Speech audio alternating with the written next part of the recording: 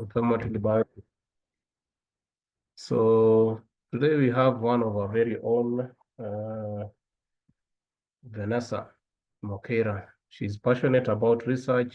She's one of the nutritionists, and we are privileged because she has insights in terms of gastroenterology issues, matters to do with gastroenterology. And we'd want to give her a chance to give her insights in terms of how are we supposed to manage our patients whom we encounter with inflammatory bowel disease, so that now we can be able to better the management of our patients wherever we are. Please remember, you can be asking your questions. There's a tab for Q&A on your screens. So use that one for the purposes of asking questions. And it would be important for us to be able to tackle them at the end of the presentation. So we'll be tackling the questions at the end of the presentation. So feel free to ask your questions and they'll be addressed during the Q&A session. Without further ado, I would wish to welcome Vanessa for her to give us the presentation that she's prepared for today. So as she's setting up, let's also be able to give feedback in terms of what are the other areas perhaps you'd so wish for us to be able to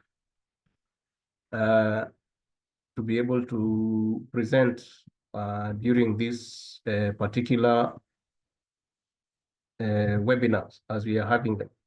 So it is it gives us a positive trajectory for us whenever we do the planning, so that we can be able to move ahead together. So welcome, Ms. Vanessa. So the floor is yours. Good afternoon. I hope you are all doing well this Wednesday afternoon. So as the heading dictates, we are going to just look at inflammatory bowel disease. And this is a very interesting and intriguing topic that is slowly but surely creeping up on us. It used to be more rampant in the European countries, but more and more, we are seeing it in our today's society, even in the African community. So we are going to just look at the basic definitions, because as much as we're going to focus on nutrition, we still do need a baseline to understand what exactly inflammatory bowel disease is all about. We will also briefly look at generally the epidemiology of it, etiology, risk factors, clinical manifestations, and you can all see that in the outline.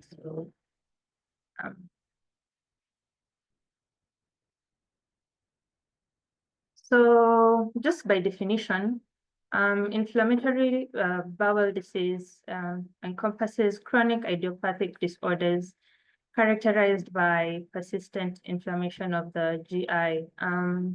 By idiopathic, we mean that there is no known cause for this, but we just see a couple of players at play, and that's why we are saying the pathogenesis is multifactorial. So the epidemiology, Crohn's disease, we see a prevalence of like 100 to 200 cases per 100,000 of our current population. This is mostly European-based, sadly, because in Kenya specifically, we do not have a lot of research that has been done on this chronic condition. For incidence, we have around 10 to 20 cases per 100,000 population per year.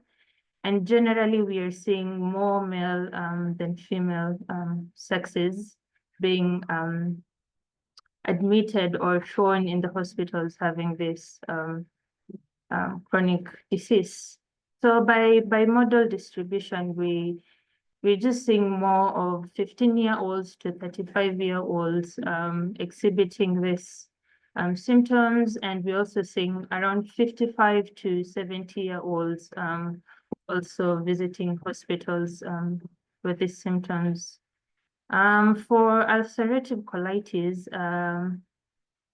it still has the bimodal distribution with more or less the same ranges of 15 to 30 and 50 to 70 years. And with 20 to 30% of cases occurring in people aged 20 and younger. What this tells us is with time, we have seen a change in the kind of diet that people are taking in.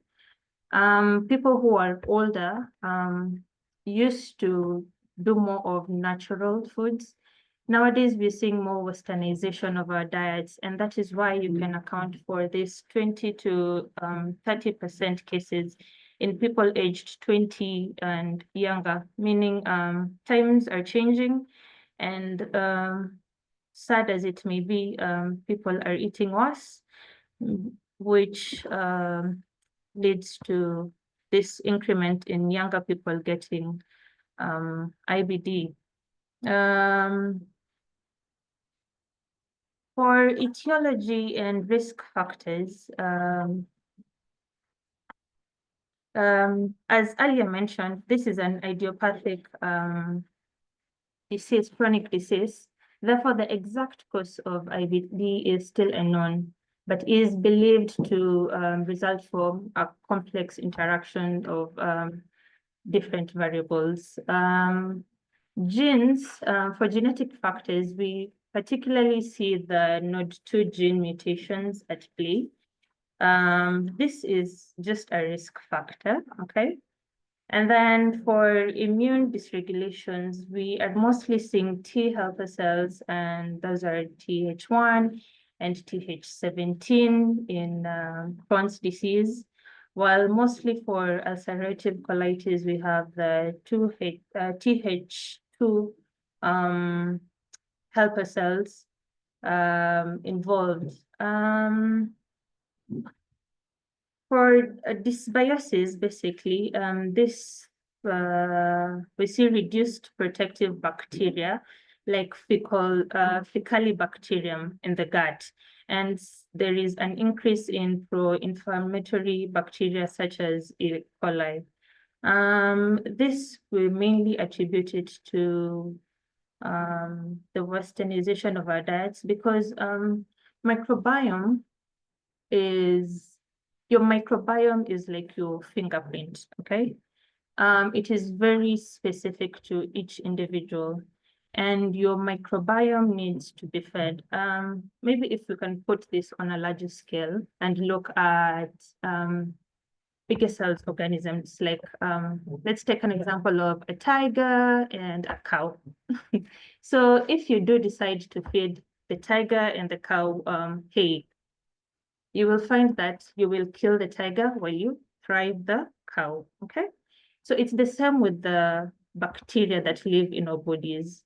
If you continue feeding it the same thing over and over without diversification, you will realize that you will end up feeding one bacteria more than the other, meaning you might end up losing your tiger and keeping the cow.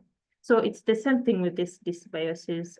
We see that because of westernization, saturated fats, we're getting more and more E. coli in our diet, meaning we are feeding the E. coli, and we are killing the good bacteria such as Faecalibacterium that actually helps with the digestion and just generally gut health.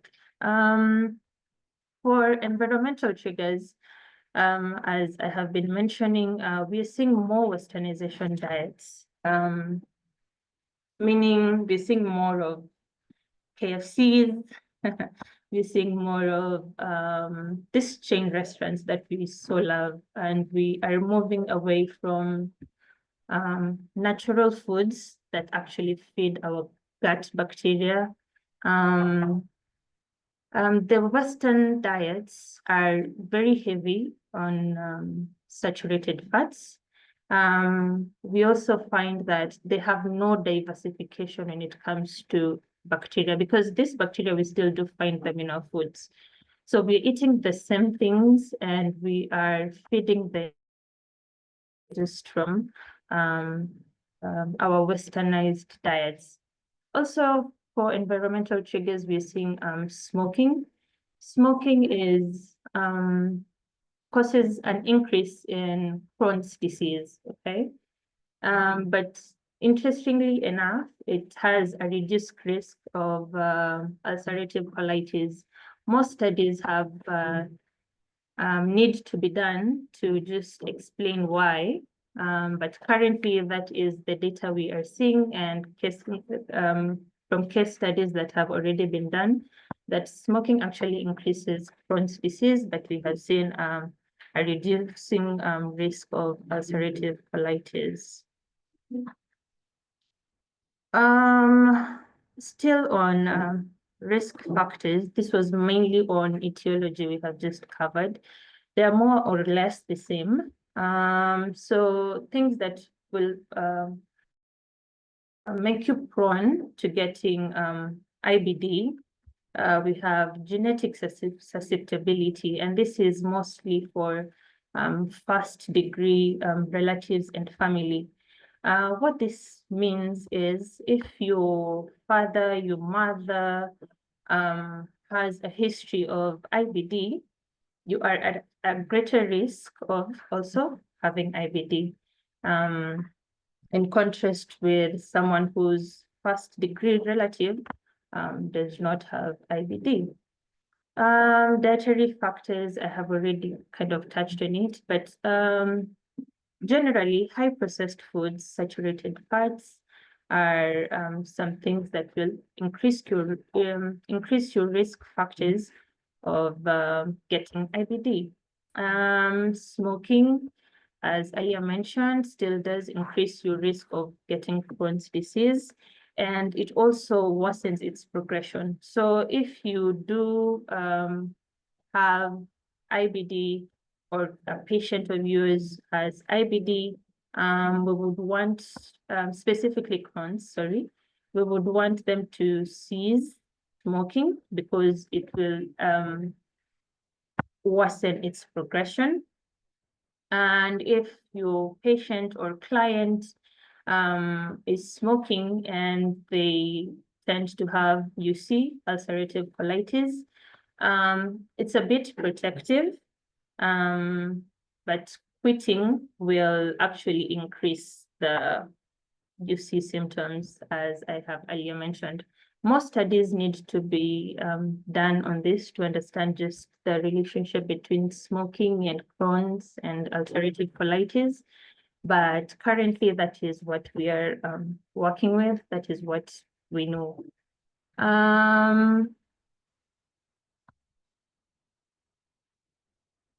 And then another risk factor that we have for IBD, we are seeing more people who have prolonged non-steroidal and inflammatory drug use, getting prone to getting IBD. And this is just because there is a bit of corrosiveness that happens, which makes the body susceptible to actually getting ulcerative colitis and or Crohn's disease.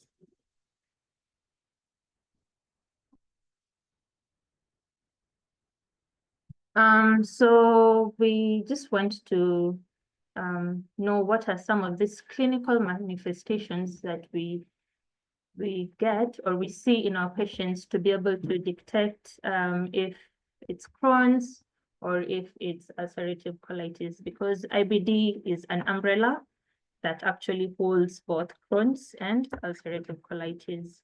So from the slide, you can see we're seeing Crohn's disease having abdominal pains. Mostly it's the right lower quadrant pain. And ulcerative colitis, we mostly have left lower quadrant pain. but both there is abdominal pain. So you just have to know what quadrant the pain is being felt by the patient. For Crohn's, we also have symptoms such as fatigue, fever, nausea, vomiting, and as we will see as we progress, these are some symptoms that might end up affecting your patient's nutritional status. Things like fever causes metabolic stress, meaning there'll be a need for increased nutrient needs. Stuff like vomiting, there is now generally inadequate utilization of the nutrients that your patient has eaten. And then we also see issues to do with chronic diarrhea. Chronic diarrhea is very detrimental because it equates to losses.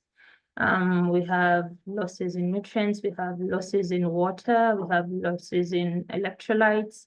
And so we just want to be a bit more keen with diarrhea, as you will see. As we will see in the slides to come. We also have absorption issues, weight loss, and vitamin deficiencies still in Crohn's disease. And we see symptoms specific such as cobblestones, skip lesions, transmural ulcers in all layers. And this is one thing that differentiates greatly Crohn's and ulcerative colitis. Crohn's disease affects any part of the GI, okay? It can the way to the colon.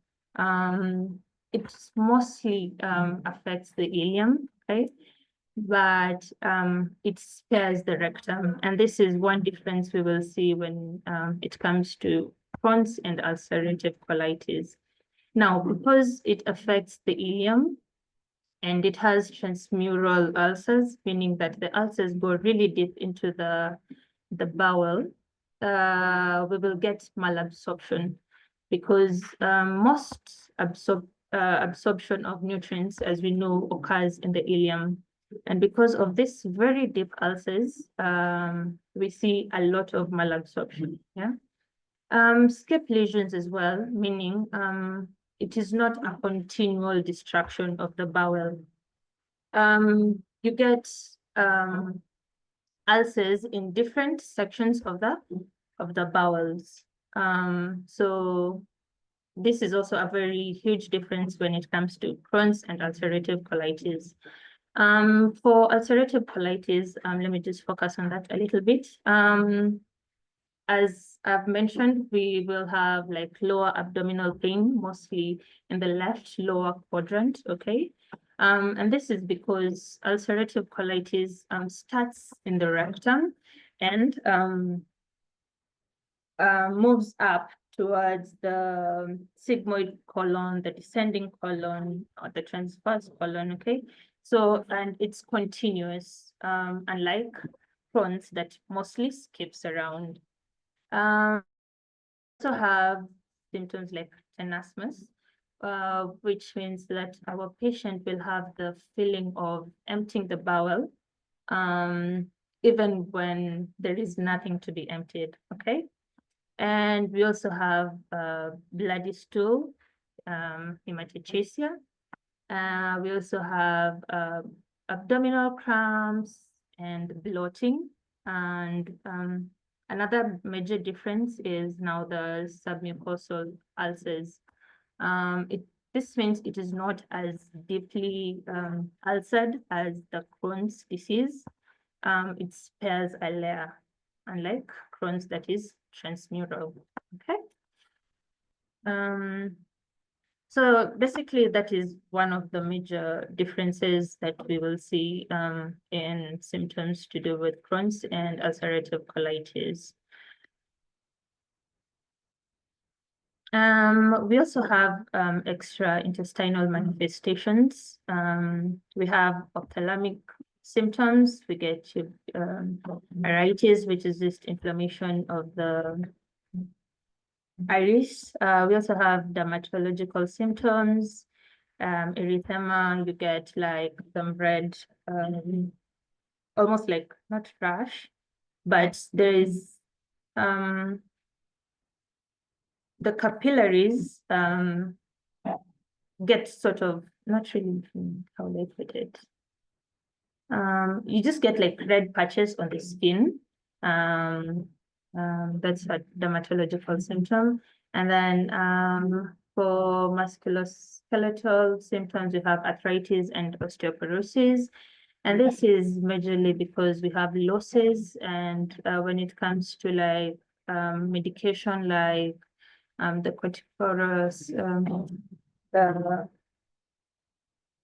the corticosteroids, okay, that just causes depletion. We also have hepatobiliary symptoms like gallstones, renal symptoms, and hematological symptoms. And for this, anemia is such a problem when it comes to generally nutrition and trying to get our patients back on their feet. This is because we've seen we have blood losses as well because of all the deep-rooted ulcers, okay? We'll try and touch on that as we continue. But generally, these are also some extra intestinal manifestations of IBD that we see in our patients.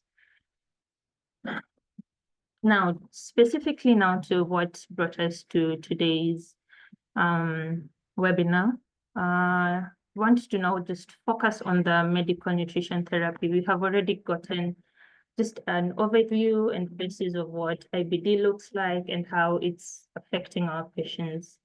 So in any medical interventions, we have goals.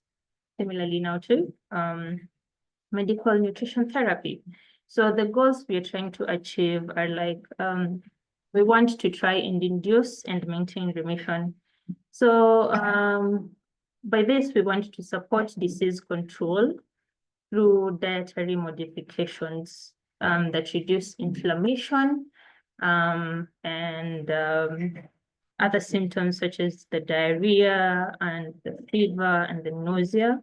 And for this, we will mostly use enteral or parenteral nutrition when necessary to just give the bowel rest and to generally improve outcomes. Another goal we want to try and achieve is correcting malnutrition deficiencies. As earlier mentioned, we are going to see a lot of malabsorption, okay? So whenever there is malabsorption, you will get deficiencies. And we will try to just address issues to do with weight loss, issues to do with muscle wasting and atrophy, and specific nutrient deficiencies due to the malabsorption, and also decreased intake because, you know, there will most definitely be appetite losses.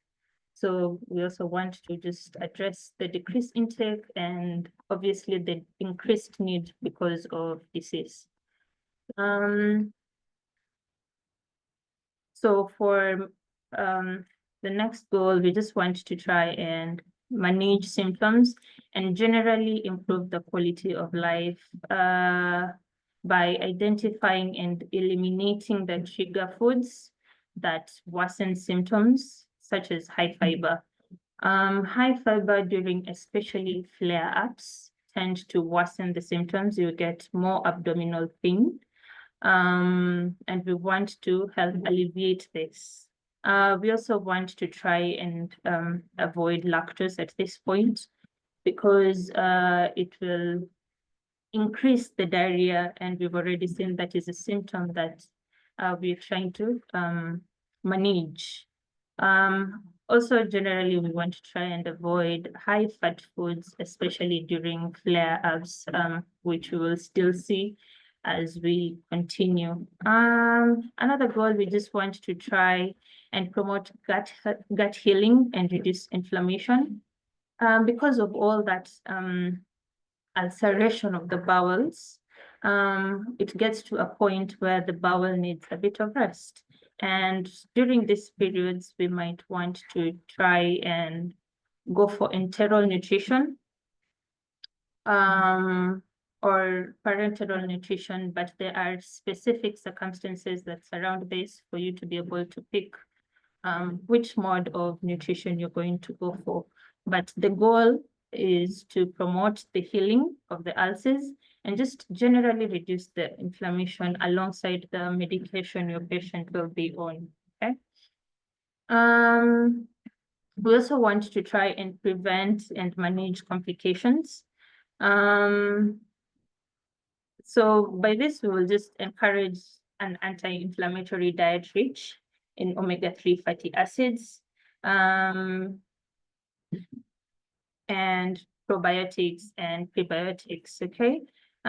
We also want to mostly reduce the risk of osteoporosis because of the corticosteroids the patients are on. So we will want to try and up the calcium and vitamin D intake just to help prevent these complications. Another complication we mostly get is our patients becoming anemic. So we will try and just advocate for iron-rich foods to support HB levels as the treatment process is going on, okay? Another goal we generally aiming for is to support growth and development, and this is mostly in our pediatric patients. This we'll do by just trying to ensure adequate calorie and protein intake to support the normal growth. And for pediatric patients, we prefer that we go for enteral nutrition as a primary therapy for inducing remission. This is because they are still growing and we want to support the growth even alongside the disease. So it's usually a primary therapy. It's a first line therapy even before we go for steroids for medication. Now just general aspects that we see in IBD. We get a lot of issues concerning malnutrition, right? And this can occur in both, as well as in UC and CD. I'll tend to use short forms. So UC, ulcerative colitis, and CD, Crohn's disease, okay? But considerably greater malnutrition cases are seen in CD, given its capacity to affect any part of the GI, and also the issue to do with the transmural ulcers, okay? The fact that Crohn's disease skips the bowels, we're seeing it all over the place. It can be in the mouth, which will affect mastication. It can be in the stomach, causing a lot of discomfort and pain whenever the patient is eating, especially bolus quantities. It can be in the ileum, which will most definitely affect the absorption of the nutrients they are taking. It can be in the colon as well. So given the fact that it's so widespread and can occur at any point, Crohn's disease tends to bring out more instances of malnutrition as compared to ulcerative colitis. So patients with IBD constitute a high-risk population for malnutrition, as I have just mentioned. This means that they do need screening for malnutrition with its subsequent assessment, the monitoring, interventions, and all that. There is a notable increase in metabolic activity at times of acute severe flare-ups, okay? So, which is understandable considering the systemic disturbances like the fever that we've seen in the symptoms. This will result to an increase in energy requirement. So if these needs are not met, we get that we have undernutrition occurring, okay? Patients with IBD develop a relative reduction in lean mass and an increase in obesity over time. And this is why the screening is important, okay? Obesity does not equate, or rather, a patient looking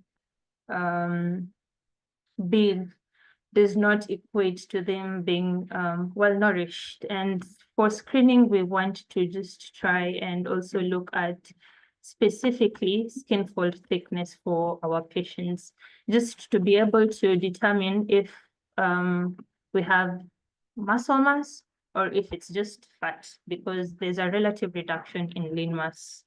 And this may occur due to chronically poor dietary intake. We have issues to do with loss of appetite, or we might get ulcers in the mouth. We also have increased rates of protein turnover, okay? And gut losses of nutrients during phases of active disease. Active disease is just like the flare-ups, the times when the patient is symptomatic rather than asymptomatic, okay?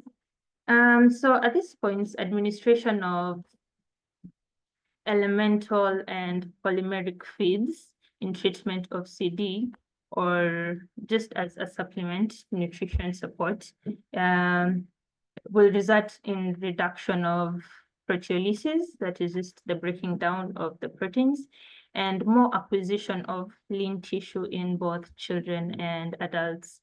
So depending on the symptoms of our patients, we can go for elemental feeds, which are more broken down, and or polymeric, which are a bit wholer, okay, as we will continue seeing in slides to come. Okay. So we want to just now focus on active disease or flare-ups in IBD. During active disease or flare-ups, we tend to go for exclusive enteral nutrition. And this should be considered for all patients with acute, active, both Crohn's and ulcerative colitis. In adults, analysis demonstrate that corticosteroids are better than exclusive enteral nutrition in induction of remission, okay? But however, enteral nutrition is still very necessary to just support and ensure that the bowel rests and we have like reduced flare-ups during this period, because the goal is to go into remission, okay? In pediatric patients, the argument is more in favor of exclusive enteral nutrition, okay? This is because, as we have seen, we're just trying to ensure they grow and there is no instance of undernutrition, okay? And it will normally be the very first choice of because of the the effects of undernutrition and on growth. So we might get issues with stunting. That's why we, as much as possible, want to ensure that there is optimal intake. That's why we're going for exclusive enteral nutrition during flare-ups. Therefore, there'll be a bit of an avoidance of use of steroids, or at least a delay in the introduction, because steroids also cause issues to do with osteoporosis. And we're just trying to avoid that for our pediatric patients at first.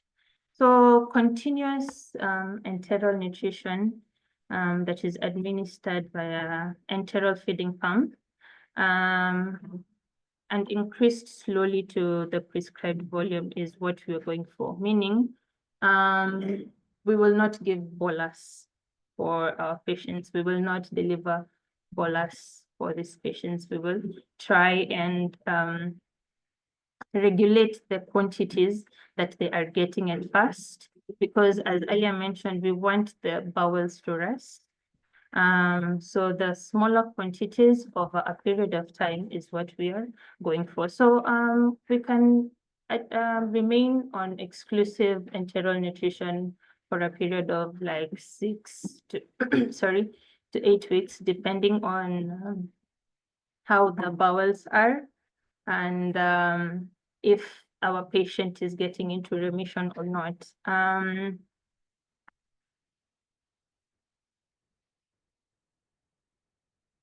So bolus, sometimes we get a lot of complications with bolus delivery. We might get issues to do with increased diarrhea. We might get more complications, especially if you have issues to do with strictures. We might also get the issues to do with more pain and cramping and discomfort for our patients.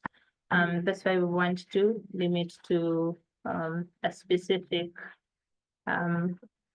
rate. So, and then we have also parenteral nutrition during active flare-ups.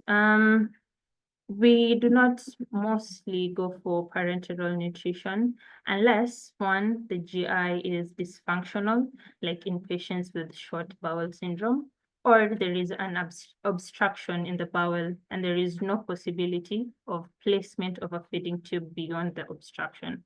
So these are the only instances where we will prefer parenteral nutrition to IBD, because as much as we want the bowel to rest, we still want it functional. And that's why we prefer administering our nutrition via enteral over parenteral nutrition. Okay.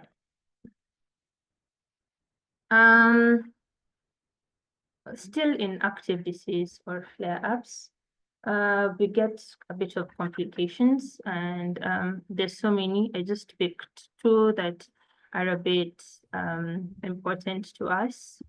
We have IBD with chronic diarrhea, okay?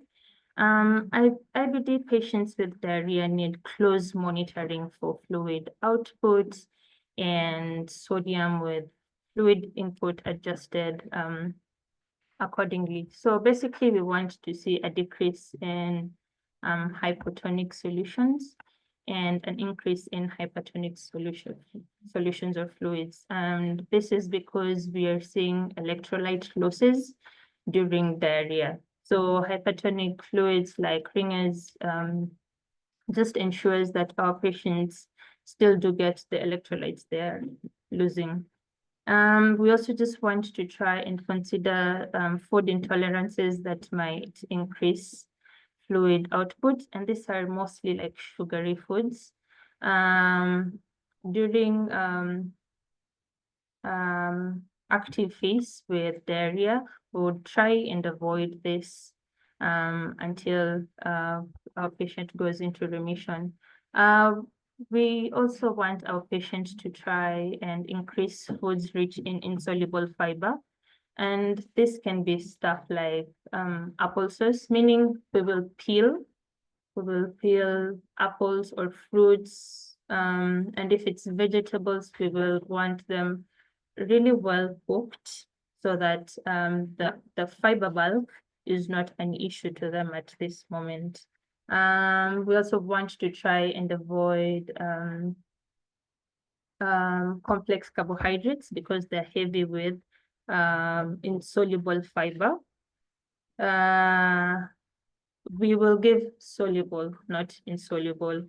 So it will be a bit more of a specific carbohydrate diet, if I may say so, so that you're not limiting or restricting them, but you are also not putting any strain on the bowels while still trying to relieve the diarrhea. Another issue we want to try and avoid is dehydration because of the fluid losses. That's why we are closely monitoring output and input accordingly. So making sure that our patient is rehydrating is very important, just to avoid the issues to do with dehydration. So for strictures, in patients with radiologically identified but asymptomatic stenosis, it is conventional to recommend texture modification. Okay, so for texture modification, we can go for lighter textures, meaning we can go for soft light diet or opt for full liquid diet, just depending on how severe the stricture is and also where the stricture is located. Sometimes if it's a really bad stricture, you just go for full liquid diet that is able to pass while still ensuring that our patient is getting the nutrition they deserve. Soft light, we will mostly go for soft light diet if the strictures are not so bad, meaning the bowel can still allow the digestion and the peristalsis process to ensure our food is digested and well absorbed. Still on active disease, we have a surgical aspect of nutrition in this, meaning some of our patients, not all, might end up having one surgical procedure or another. And generally, we do understand that undernutrition has a negative impact on the clinical course, with an increase in post-operative complications and even mortality. Yeah. So for peri-operative aspects in surgical nutrition, we just want to try and avoid very long periods of pre-operative fasting. We also want to try and re-establish oral feeding as early as possible after the surgery. Another thing we want to try and do is integrate nutrition into the overall management of the patient, meaning even before our patient goes in for surgery, they have been screened for malnutrition, and this is multidisciplinary thing where if our patient is malnourished, surgery can be delayed just to ensure we ensure our patient is of optimal nutrition. So you can delay surgery for like 7 days, put them on enteral nutrition until they are a bit better to be able to go to surgery. We also want to just try and do early mobilization after surgery to facilitate protein synthesis and general muscle function. When it comes to energy and protein needs, for patients who do not meet energy or protein needs from normal foods, they should be encouraged to take oral nutrition supplement during the peri-operative period. Oral nutrition supplementation and enteral nutrition can be used hand in hand to just ensure that the needs of our patients are met and we are not getting any issues to do with wasting or deficiencies or loss of muscle mass. Okay.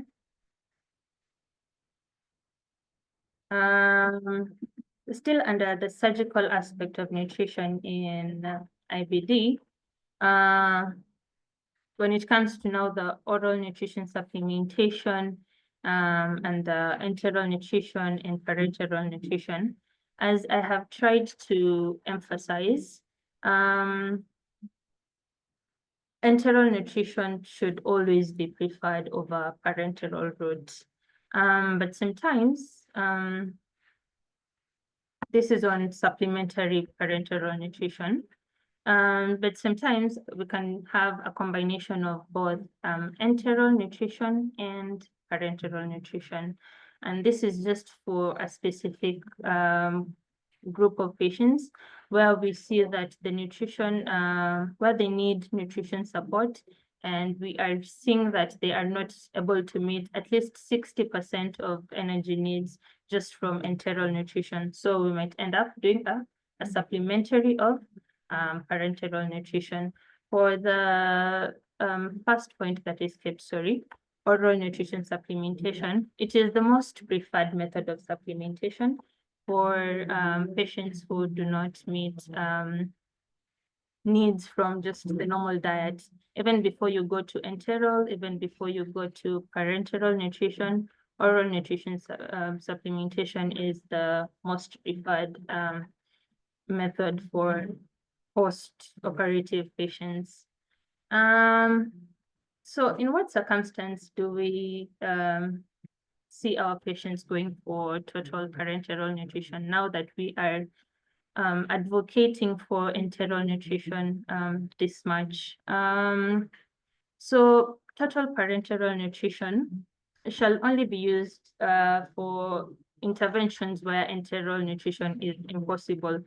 And this can be in where there is absence of access, or where we are seeing like severe vomiting and we can't put an NG, or in cases where there is contraindication, such as intestinal obstruction or severe shock or intestinal ischemia. So these are just some of the times when we can completely go for total parenteral nutrition. So one of our goals for IBD was to get into remission. This is where our patient is basically asymptomatic. And when they have gotten into remission, our goal now is to try and maintain remission. And this we can achieve by now balancing nutrition for gut healing. For proteins, lean meat is the best because we're also trying to reduce fat intake, especially saturated fats. For proteins, we still have the normal poultry, fish, eggs. And when it comes to the legumes, they have to be well cooked because we still do not want to trigger symptoms by having more fiber than is necessary. So our legumes have to be well cooked. And the purpose of the proteins that we are getting is just to support tissue repair because of all the ulceration that we are seeing caused by UC and CD. Still on balanced nutrition, for carbohydrates, we generally want to choose low fiber options. This is when we see fiber triggering symptoms.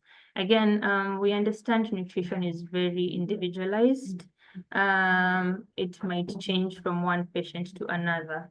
So if fiber is a major trigger for your patient or yourself, we generally want to go for low fiber options when it comes to carbohydrates. But if tolerated, we can gradually reintroduce whole grains, all this time while monitoring tolerance, just to avoid triggering another flare-up.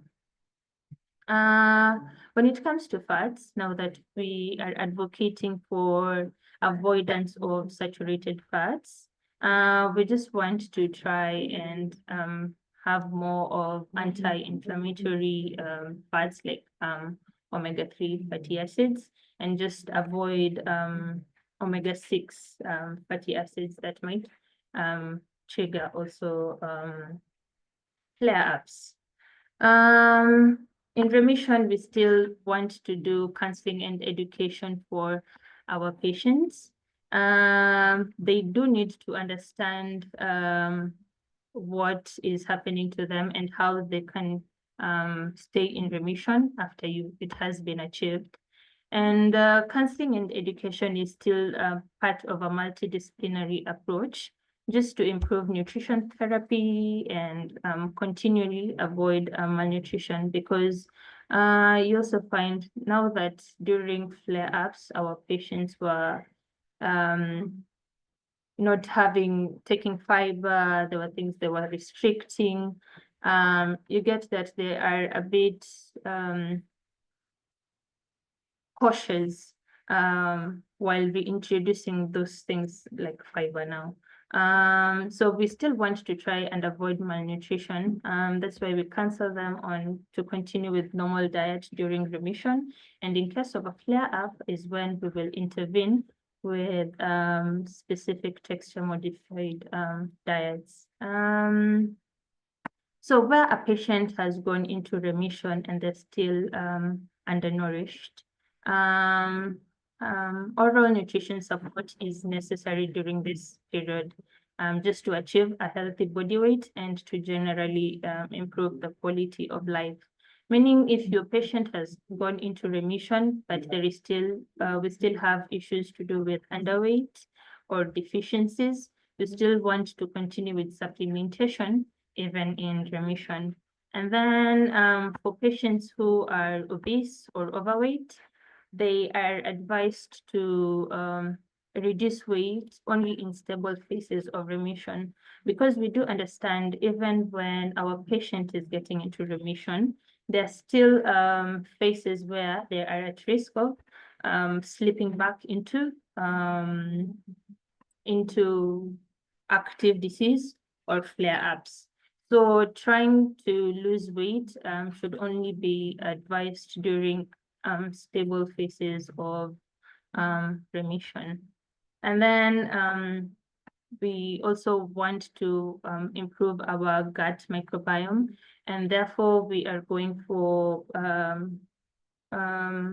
prebiotics, just foods that will help feed our bacteria.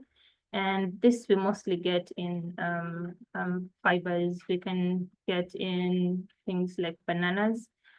This just help in continually feeding the good bacteria in our gut.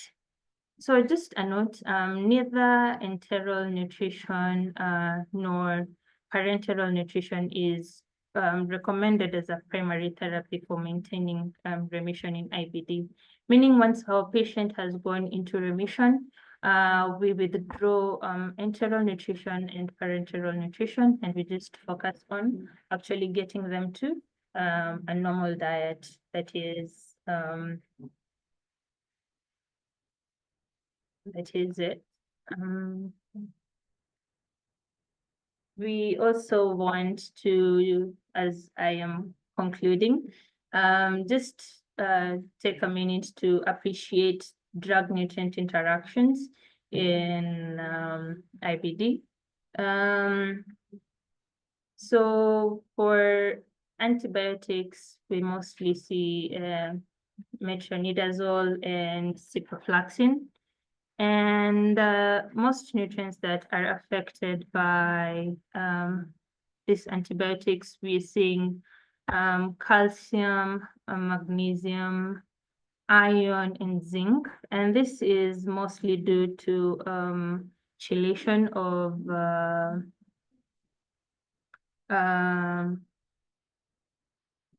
mostly due to chelation. So basically what we want to try and do during the period our patients are taking antibiotics is to separate the doses of antibiotics and mineral supplementation.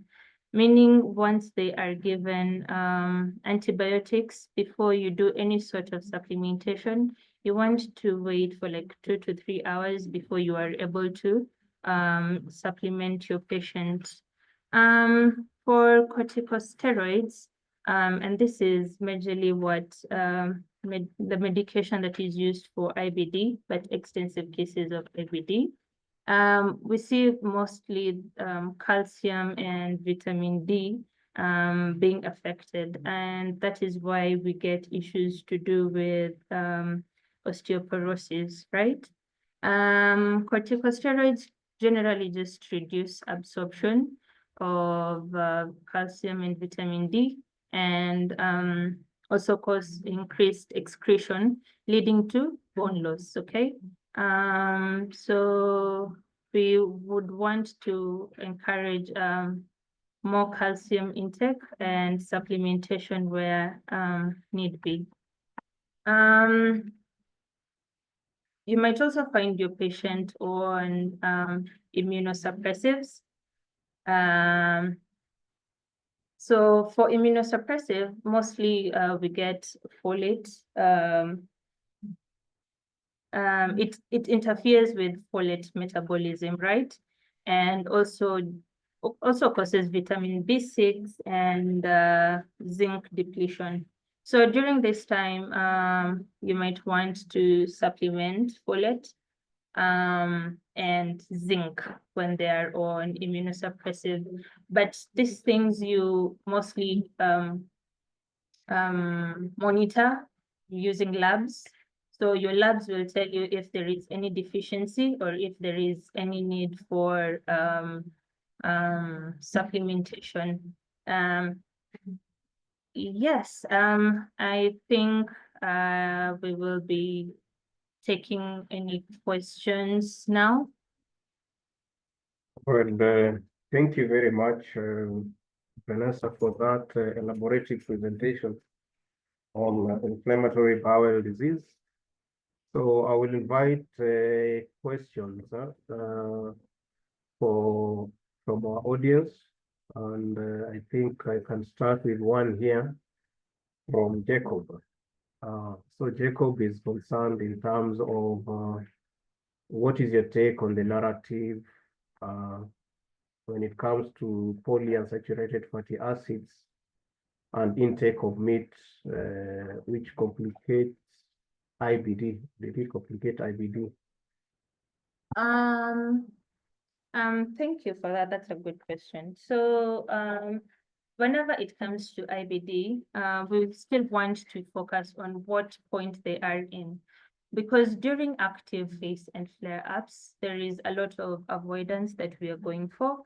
But whenever our patient goes back to remission, we gradually get them back to a normal diet because we're trying to avoid issues to do with malnutrition.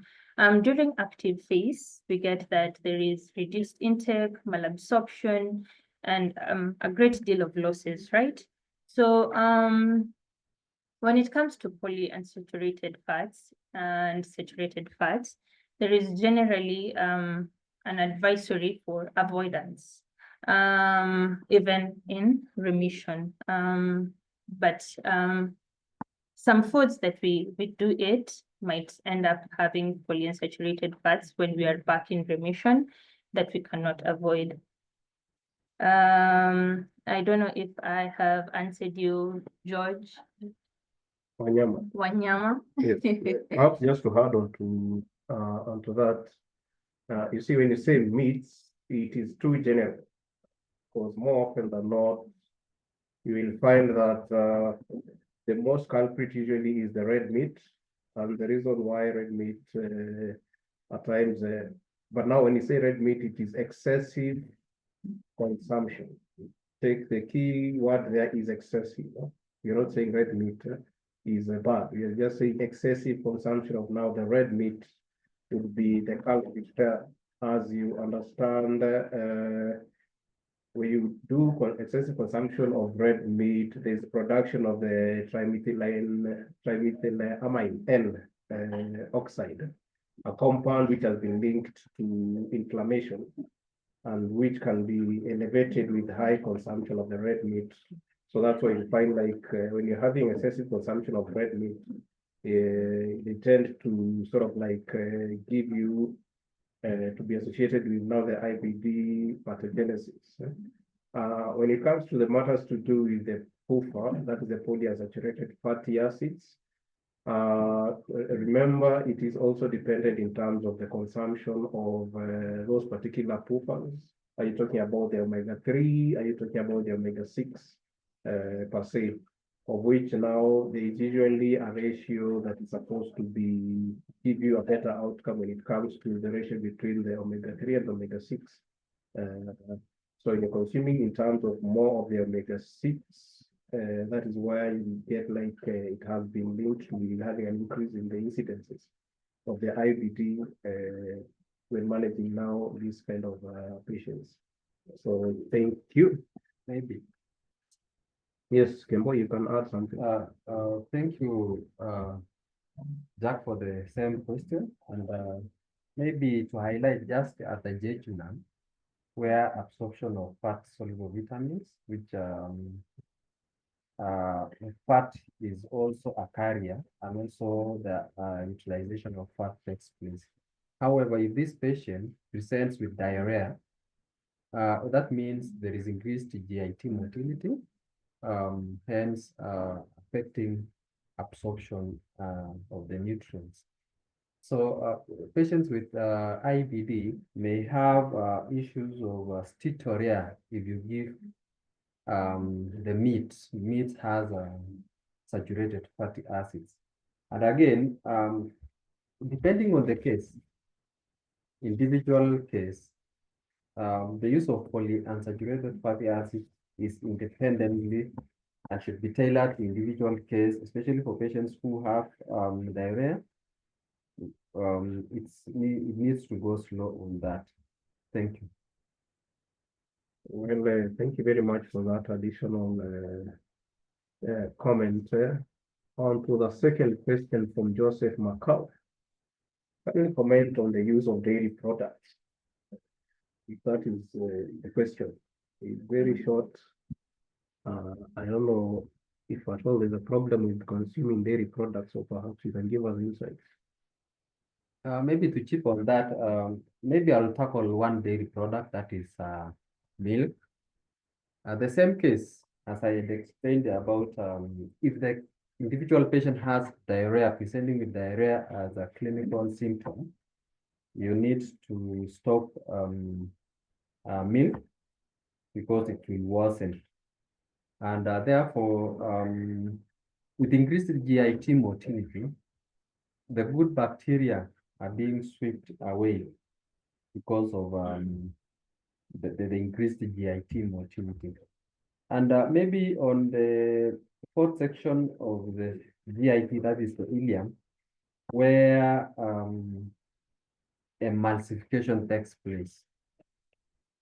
It will not help the patient to utilize the lactose and also the fats that are in the milk.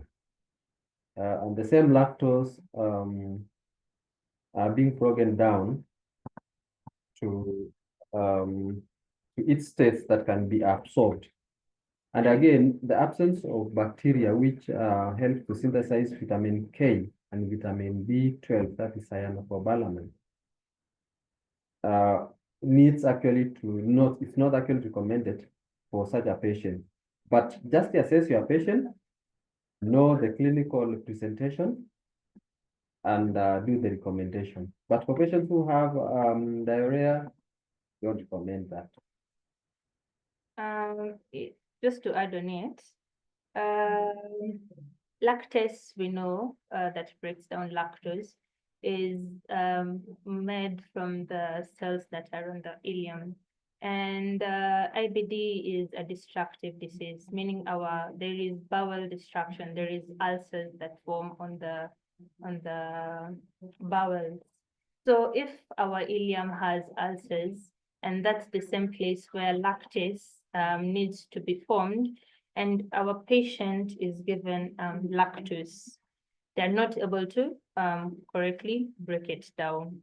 That's why during active phase, where there is also chronic diarrhea, we generally do want to avoid lactose, but nutrition is very individualized. So it might differ from one patient to another. These are things you want to also do while focusing on the patient and the levels of tolerance. Yeah. Yes, so the key message there we are getting is not everyone with IBD needs to avoid dairy completely. So it is on a case-by-case basis. Mostly it happens in Crohn's disease, as our able presenter has elaborated during the presentation, especially when it's affecting now the small intestine. That's perhaps when you might need to avoid it. And mostly it's during the flare-ups, as what I've gotten during the presentation. So thank you. On to the next question. Are there specific lab tests for diagnosis of IBD? For that one, and then there's another one here. Is TPN safe for enterocutaneous fistula patients?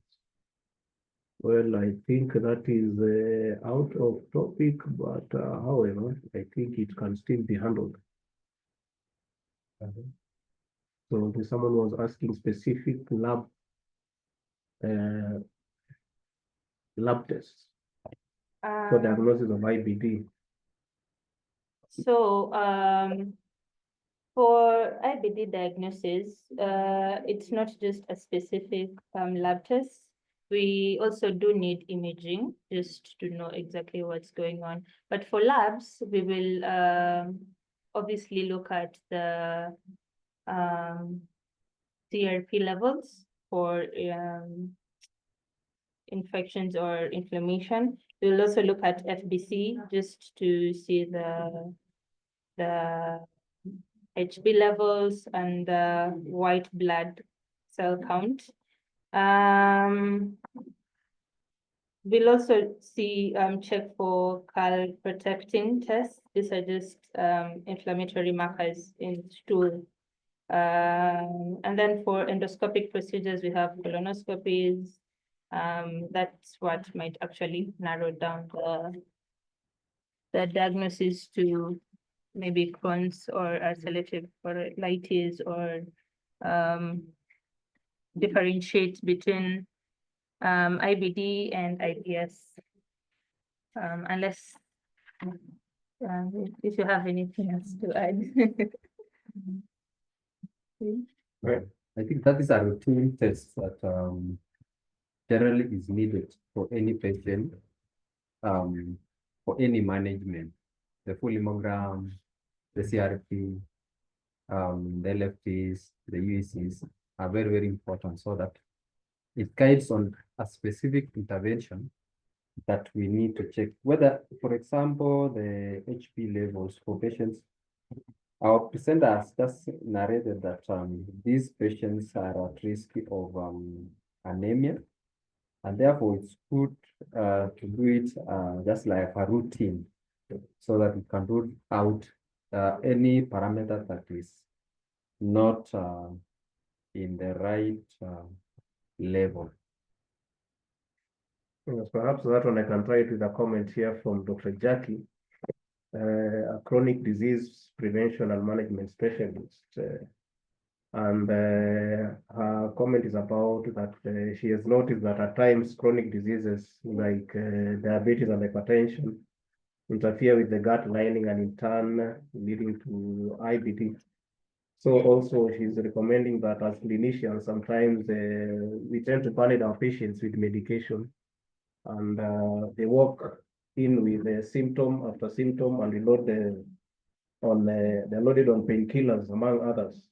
So they become more of a polypharmacy and appeal for every ill. So whatever Jack is commenting here is about, now we need to be very careful in terms of not every other symptom needs appeal for it.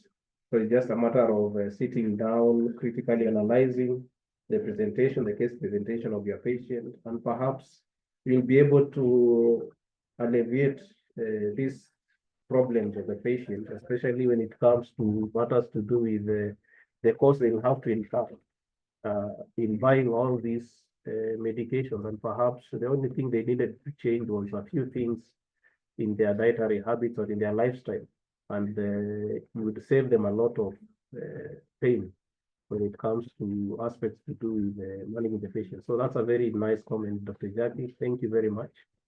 On to the other question. How do you balance dietary restrictions with ensuring nutritional adequacy, especially in long-term management?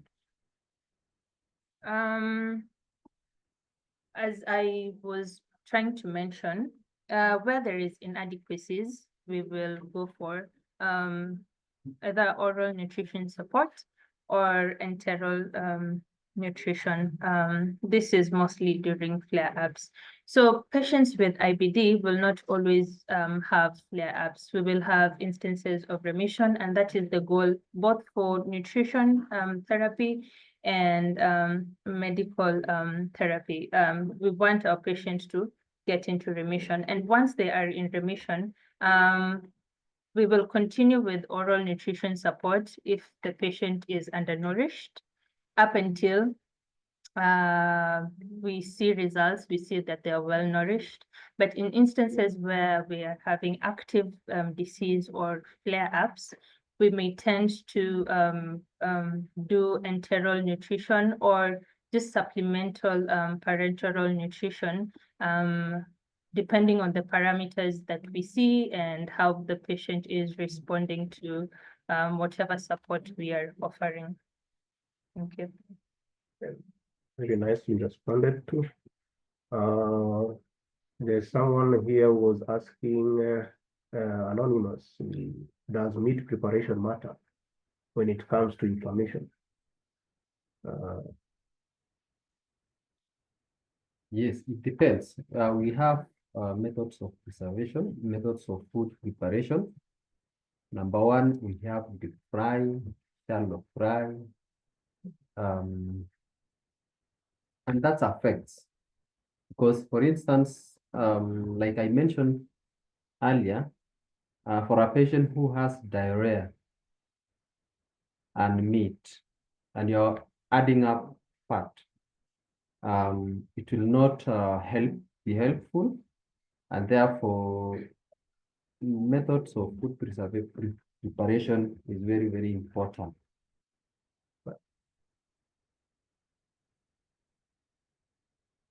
Well, I think it would affect because depending whether you're talking about nyama choma, and then on the other aspect would be when you talk about meat, as I'd already given my sentiments, it depends with the type of meat you're referring to. Okay, so remember, there's the red meat that you are talking about, and then now there's the poultry, of which they are slightly different in terms of even the composition. So even how you prepare them would also affect in terms of matters to do with the inflammation. In simple terms. On to the other question that is there. Sorry, there was someone who had asked about aspects to do with TPN before I forget. Is TPN safe in enterocutaneous fistula patients? Though it is slightly out of topic, I would say it is safe, but now it depends with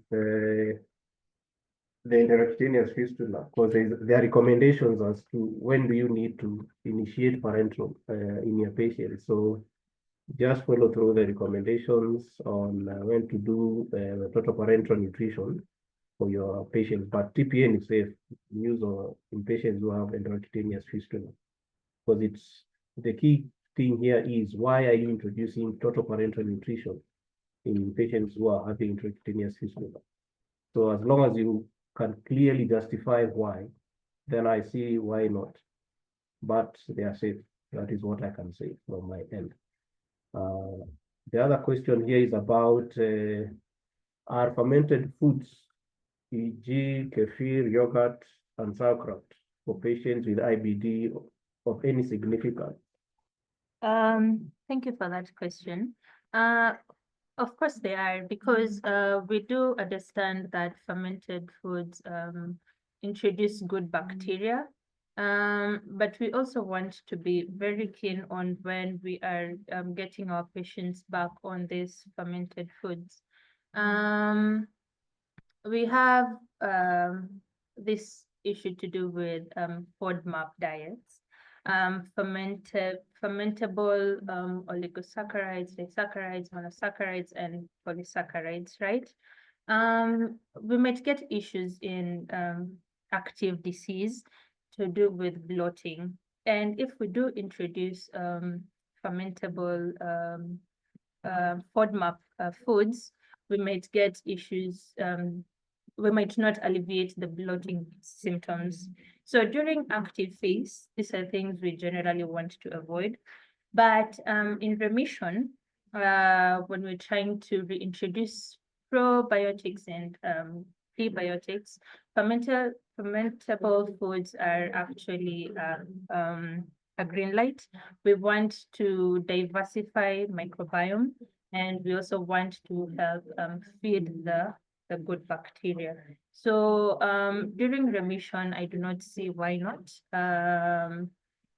Our patient should and is advised to actually go for probiotic foods. Thank you. Well, I think that answers also a question from Margaret, who was asking about aspects to do with the dysbiosis and was asking aspect in terms of can homemade probiotics work, which is what you've just answered. Yes. Maybe just to ride on the presenter's argument is again, make sure that you assess the patient. Some patients have multiple problems, especially we have some patients who have IBD, but also has arthritis or gastroenteritis. So make sure that you do your proper assessment and also a proper history on a specific patient, including the drugs. Some patients are, some of them are given on esomeprazole, and they don't know why. And as a clinician or a dietitian, you have to know that this patient has issues to do with acidity. Then you do a proper recommendation for the same. Thank you very much for that response. I think there was also another question which I believe has been answered. Someone was asking about milk. If milk was to be avoided, what is the take in terms of intake of probiotic yogurt? I think that question has been well answered. And I think we are done with the questions, but unless there's one which I've missed. Someone else here. Mary is asking, does fasting help in IBS? I believe irritable bowel syndrome of some sort. IBS. Yes, yeah, specifically about IBS, or they asking about IBD, so it's not quite clear. They're just saying IBS, so I'm trying to think about irritable bowel syndrome. Maybe I can just try and comment for both. We are not recommending fasting for any state of disease because we will put our patient in a position of increased risk of malnutrition, right? We are trying to ensure proper nutrition regardless of disease. So fasting is not an option. That is why we even said for our surgical patients, we are also just trying to reduce the fasting period before they go into surgery. So I hope that does answer you, Mary, unless you have something else to add. It also, the guiding principle is the levels of CRP, inflammation. Some patients produces inflammatory factors, which also affects the metabolism. Can either raise the metabolism, and therefore when the metabolism is elevated and you are fasting and you are not providing your patient with enough nutrients, what will happen? I call it reverse metabolism. Your body will start using its own source from adipose tissues, muscles, and what happens to the levels of creatinine, what happens to the levels of urea, and also the stimulatory effect of the inflammation. CRP levels will go up, creatinine will go up, and therefore it will worsen the situation. Some patients can start maybe losing weight and also bringing other complications. So we discourage that. It's better we encourage small but frequent other than nil power. Thank you. Yes, thank you very much. A question from an anonymous attendee. Do spicy foods and fatty foods increase the risk of hyperacidity? Well, it all depends. It's very individualized. Again, it depends from person to person. But different patients have different trigger foods. Your patient A's trigger foods might not be patient B's trigger foods. But a majority do have spicy foods as a trigger. You just want to check that first. From my end, I think it depends on which kind of spice are you referring to. So also, there are different active ingredients in those particular spices that you're referring to, of which when you talk about spicy food, you see, we're not talking about all spices per se. So it depends on which kind of spicy food are you talking about. Are you talking about chili peppers? Are you talking about the other thing? So it depends on which category. So it's not all spicy foods which are going to give hyperacidity. So there are specifics. So not unless now you're dealing with the specifics, that's when you'll be able to tackle that. And then when it comes now to the fat foods, definitely fatty foods can increase hyperacidity. And this is because they are slowing down the digestion. You understand? And this may result in the stomach acid to flow back into the esophagus. That's why you get now the hyperacidity that you'll be experiencing. So definitely some spices and fatty foods will give you hyperacidity. Yeah. Well, maybe assess your patient again. If your patient has an issues of hyperacidity, gastritis, please do your proper assessment on the same, so that when you are doing recommendation, you know at the back of your hand that this patient is a patient who has hyperacidity or not. Then you do recommendation well. There's quite a very interesting question here from an anonymous attendee. And I think this one will crown all these questions. Because it is touching on the patients themselves in terms of how do you educate and empower patients to make sustainable dietary changes without causing food anxiety, which I believe is a very, very important question to answer as we conclude. Could you just repeat the question? So they are asking, how do you educate and empower patients to make sustainable dietary changes without causing food anxiety? Oh, okay. Yeah, that is the question of questions. So, as I stated, this is a multidisciplinary approach. And for all patients with chronic illnesses, we look at it as a journey. It's not a one-day thing. It's something you're going to walk with them. That's why we have clinics, and that's why we have follow-ups for such patients. And food anxiety might come up because of the flares that they might have encountered during disease active phase. And just getting back to normal diet will be a slow process. For you to be able to achieve sustainability, you need frequent follow-ups. You need also maybe a psychologist at some point.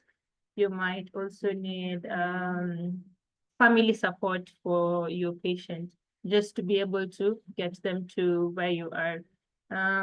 For this, I advocate for follow-ups and regular checkups, for you to be able to achieve sustainability.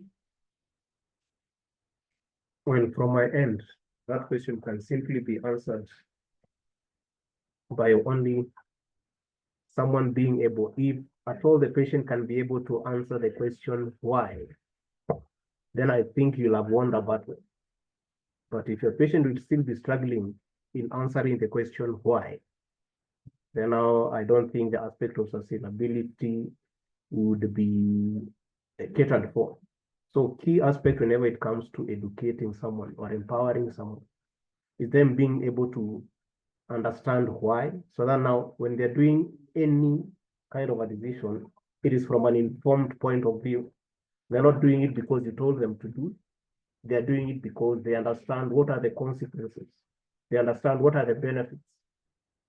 They understand in terms of what are the pros, what are the cons.